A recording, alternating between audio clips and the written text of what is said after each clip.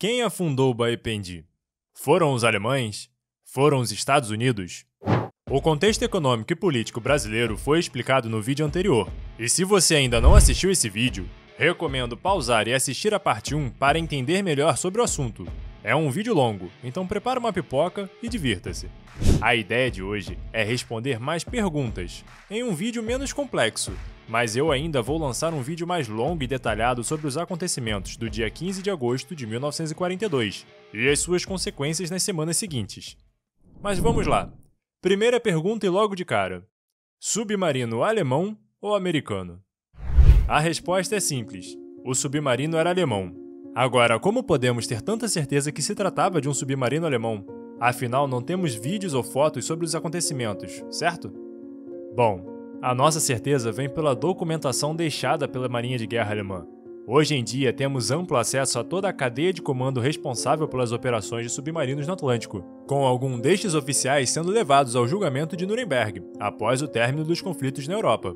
Dentre os envolvidos na operação ao largo da costa brasileira, temos como os dois principais personagens o almirante Karl Donitz, comandante da Kriegsmarine, a Marinha de Guerra alemã, na qual pessoalmente deu a ordem e a permissão para as operações livres na costa brasileira, contrariando as ordens do seu ministro das Relações Exteriores, Joachim von Ribbentrop, na qual havia permitido o ataque a embarcações brasileiras somente em águas internacionais.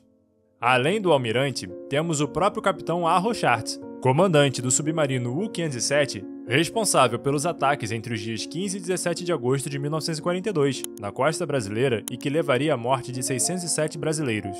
Arro Schartz deixaria na íntegra documentos em seu diário de bordo da embarcação, todos os acontecimentos da operação, desde o dia em que saíram da costa francesa até os ataques no Brasil e o eventual retorno ao porto francês ocupado.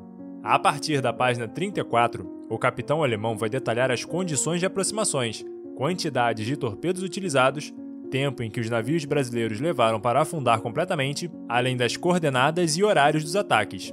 A única coisa que ele vai deixar de fora foram as suas atrocidades, como ordenar o fuzilamento de sobreviventes. Um ato terrorista e que demonstrou não se preocupar em responder por eventuais crimes de guerra após o conflito.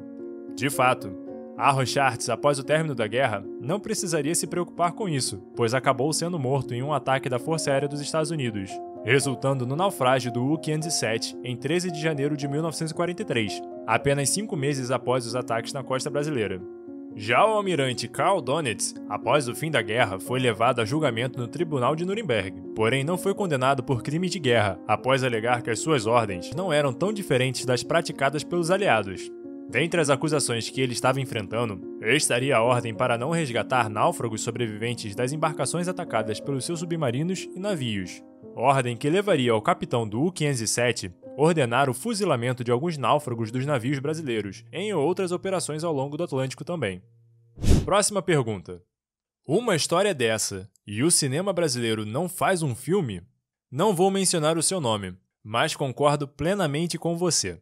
Apesar de ser trágica a história dos náufragos brasileiros, com dezenas de corpos alcançando as praias na costa do Sergipe durante os dias 17 e 19 de agosto, e muitas famílias mutiladas e desoladas pela catástrofe covarde praticada pela Marinha de Guerra alemã, a história já está pronta. Basta pegar os estudos levantados pelos historiadores brasileiros com fontes e entrevistas de sobreviventes. Certamente, com a orientação, dedicação e financiamento correto, seria uma das maiores obras do cinema brasileiro. Próxima pergunta. O que um submarino alemão estava fazendo aqui no Brasil em 1942? Sendo que tinha os soviéticos puxando o saco deles. Para responder totalmente essa pergunta, eu recomendo assistir a parte 1, quando eu explico detalhadamente a questão econômica e política externa brasileira. Mas para responder de forma resumida a pergunta, por que haviam submarinos alemães aqui? O Brasil havia deixado de realizar acordos comerciais com a Alemanha e estava se aproximando dos Estados Unidos, na qual passou a comprar os suprimentos estratégicos para a guerra que o Brasil vendia. Dentre eles, podemos destacar o minério de ferro, a borracha e alimentos. Estes suprimentos eram fundamentais para o esforço de guerra dos aliados, uma rota que não poderia ficar intacta aos olhos táticos da Marinha de Guerra alemã. Logo, as rotas comerciais de todo o Atlântico se tornaram alvos das nações do eixo. Afinal, o Brasil não foi o único país que teve embarcações atacadas. Entre janeiro e junho de 1942, alguns meses antes dos ataques na costa brasileira, Um total de 325 navios mercantes de diversas nacionalidades já haviam sido atacados e naufragados no Atlântico, inclusive algumas embarcações brasileiras, como foi o caso da embarcação Comandante Lira, naufragada em 18 de maio de 1942, a 900 quilômetros de Natal, em águas internacionais. Sobre os soviéticos, em 1942, a Alemanha estava avançando desenfreadamente, com a guerra virando somente em janeiro de 1943, na Batalha de Stalingrado, na qual os soviéticos vão conseguir parar o avanço alemão e começar a desenvolver um contra-ataque. Próxima pergunta: em que local o submarino estava para alcançar o navio brasileiro?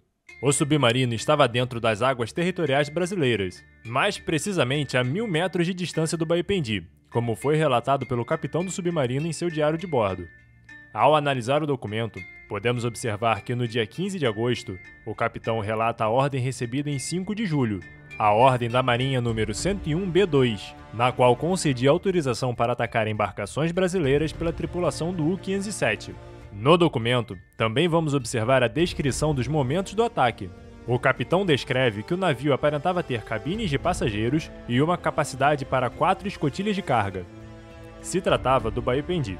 O capitão ainda relata que deu a ordem de lançar os torpedos do tubo 2 e 4, a uma distância de 1.500 metros, mas devido a erros na estimativa da velocidade do Baipendi, os torpedos erraram, sendo novamente disparados torpedos do tubo 1 e 3, dessa vez a uma distância de 1.000 metros. Podemos observar também que o capitão relata que o naufrágio ocorreu às 23 horas e 5 minutos da noite, sendo que os sobreviventes relatam que o ataque ocorreu no pôr do sol, por volta de 18 horas. A explicação para essa diferença é que o capitão alemão estava, na verdade, utilizando o fuso horário alemão em seu documento. Próximo comentário. Meu professor de história acusa os Estados Unidos de atacar para forçar o Brasil a declarar guerra. Realmente é uma pena ver um colega de profissão cometer um erro desses em sala de aula. Como foi dito no vídeo parte 1, inquestionavelmente houve pressão dos Estados Unidos para que o Brasil aceitasse os acordos com os termos de interesse para os estadunidenses, tal qual a utilização de bases no Nordeste brasileiro, apelidado de Trampolim da Vitória pelos aliados. Mas estes acordos foram mediados pelo ministro das Relações Exteriores do Brasil, Oswaldo Aranha. E diferente do que muitas pessoas alegam, o Brasil não é um país ingênuo como é pintado por aí. O historiador Gerson Moura classifica a política externa brasileira de Vargas como equidistância pragmática. Ou seja, as relações políticas e comerciais brasileiras estariam direcionadas naqueles parceiros que mais trouxessem benefícios ao país. Como foi dito no vídeo 1, entre 1933 e 1938, a Alemanha viria a se tornar o maior parceiro comercial do Brasil.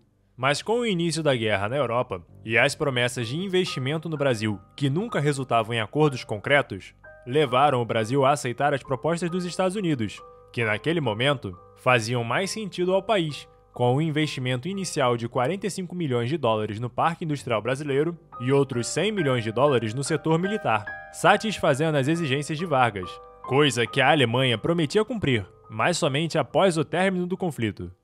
Próximo comentário. A guerra, em qualquer época, é muito triste.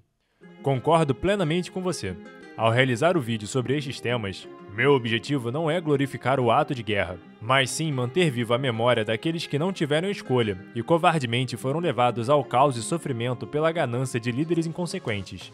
Aqui no canal temos a história de uma dessas pessoas, a história de Valderez, a menina que foi salva em uma caixa de leite condensado da Nestlé após o ataque do U-507. Próxima pergunta. Por que afundou navios de passageiros? Existia uma sensação de revanchismo corrente entre os oficiais da Marinha Alemã. No dia 27 de maio de 1942, o ministro da Aeronáutica, Salgado Filho, comunicou à imprensa de que seus aviões haviam atacado submarinos do eixo. Esta ação enfureceu o comando militar alemão, levando a ordem de atacar todos e quaisquer navios de bandeira brasileira. Mas não confunda uma questão. Os ataques não começaram devido à alegação de Salgado Filho. Anterior a este comunicado, submarinos alemães, como foi o caso do U-502, já haviam atacado os navios comerciais brasileiros, destacando a embarcação Gonçalves Dias, atacada e naufragada no dia 24 de maio de 1942, apenas alguns dias antes do pronunciamento do ministro da Aeronáutica. Para aqueles que questionam a autoria do ataque, além destes, existem outros ataques de submarinos alemães, como foram os casos do U-155, naufragando o mercante Arabutá, o U-194, naufragando o mercante Cairu, o U-162, responsável pelo naufrágio do Parnaíba. O que marcou o U-507, fazendo com que a sua história fosse mais conhecida do que as dos demais ataques, foi a brutalidade do seu ataque, resultando no maior número de mortos, não deixando oportunidade para que os tripulantes desembarcassem em botes salva-vidas. Além disso, a sua proximidade com a costa brasileira resultaria no aparecimento de destroços e corpos nas praias do Sergipe, causando revolta popular que levaria a diversos protestos nas capitais, exigindo uma retaliação do governo federal. O vídeo original do Baependi recebeu mais de 500 comentários. Se vocês querem que eu continue com essa prática de responder comentários, deixe a sua opinião aqui nos comentários deste vídeo. E caso tenha alguma dúvida sobre o tema, já larga ela aqui. Ela pode acabar entrando em uma eventual continuação deste vídeo, de respondendo comentários sobre o Baependi. Um abraço e até a próxima!